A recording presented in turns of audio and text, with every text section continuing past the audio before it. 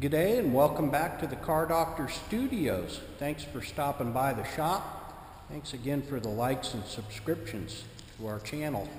Hey, today I got a quick tip for certain Chevy TrailBlazer models with the 4.2 engine experiencing a intermittent stalling condition or poor running condition, and may be associated with codes P0340 and stored code P0172. So there's a couple common problems associated with these symptoms. Basically, if you just have a stalling condition at idle, perhaps when your air conditioner engages or something along those lines, you may suspect that your throttle body needs cleaning. If you do have stored codes P0340 and P0172, you should suspect the camshaft position sensor. It's a quick and easy test to confirm these issues. I'm performing a signature test on the camshaft position sensor signal by connecting a lab scope to both a known good ground, which I'm using the battery ground, and also the camshaft position sensor signal terminal. That's located on the center terminal of the 3-wire camshaft position sensor connector. I'm simply testing for signature integrity on the square wave pattern, and I monitor it as the RPM changes. Of course, the square wave pattern changes as well. However, I've noticed that when the vehicle begins to stumble and run erratically, that the square wave pattern becomes broken and corrupt. This indicates that the camshaft position sensor is at fault, and this is going to be the fix for this particular repair.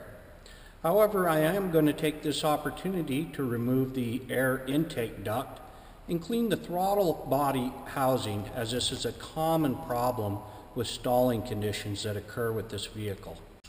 I'll also clear the codes and reset the fuel trim data and monitor after the repairs have been made to confirm that the repairs have been successful. In order to remove the camshaft position sensor, remove the wiring connector, then remove the single attaching bolt for the sensor. Now back the sensor out of the cylinder head. Be sure to inspect the bore in the cylinder head where the sensor rests for any contamination. Now lubricate the O-ring and install the new sensor, torquing the bolt properly and reconnecting the electrical connector. I highly recommend using the AC Delco original equipment part in this application, as the aftermarket supplied sensors can be problematic. I also recommend performing a crankshaft variation learn process using a scan tool if you have the ability. In order to remove and clean the throttle body assembly, first disconnect the battery power by removing the battery negative cable and setting aside. Then loosen the 2 large hose clamps that clamp the intake duct hose to the air housing. Now remove the 2 retaining bolts that hold the air housing to the valve cover area.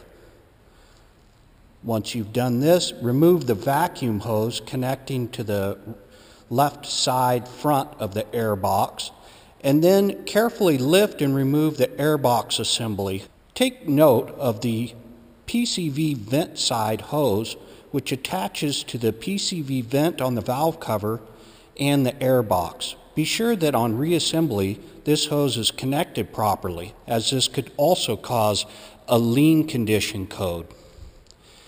Now remove the electrical connector and the vacuum hose connector to the throttle body. The vacuum hose connector can be removed by depressing the small retainer springy clip down and pulling outward to remove it from the fitting. Now remove the 4 mounting bolts and remove the throttle body assembly. As you can see, this throttle plate does have lots of carbon buildup and likely has never been cleaned. Use a throttle body cleaning solution and take care not to damage the electrical components or expose them to any type of cleaners. Thoroughly clean the throttle plate by gently opening and cleaning the carbon from the surfaces. A light amount of scrubbing or wiping with a rag may be necessary to remove all the carbon deposits. Also, spray a small amount of cleaner in the air passage that is used to control the idle speed. Consult your repair manual for proper cleaning procedures. Improper cleaning of a throttle body or damage to throttle body components could result in an unsafe situation.